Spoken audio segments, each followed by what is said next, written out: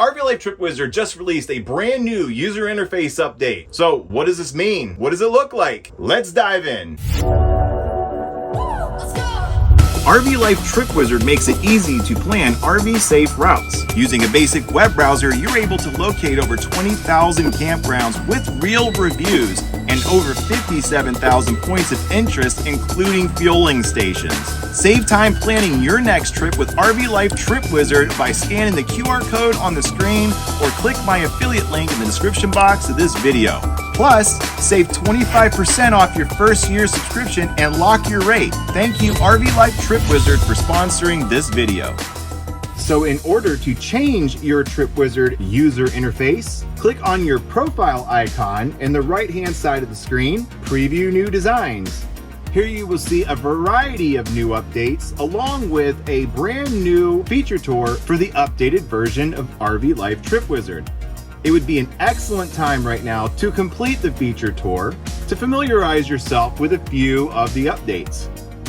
Having the ability to add a stop between a stop is huge because when you RV, you often find incredible things to do. And by being able to add a stop, you can do this without having to redo your entire trip. There's a target button that centers the stop on the map. You can also view quite a bit of information about a stop by clicking on any of the stops you want. You can see the dates and total cost estimate, and if you want, you can press replace, and this allows you to replace the current stop with a different one. And the best part is, you don't even have to delete or rearrange your trip. I love to plan trips, but I love to enjoy the trips even more. By using RV Life Trip Wizard, I'm allowed to do that. At the top right next to the trip name, you will find the button Trip Tools. This gives you access to your RV info, expenses, routing options, and you can even view the trip elevation.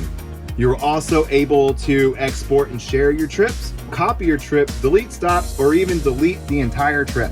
So in order to change your view back to the original Trip Wizard, click on your profile icon in the right-hand side of the screen, switch to old view.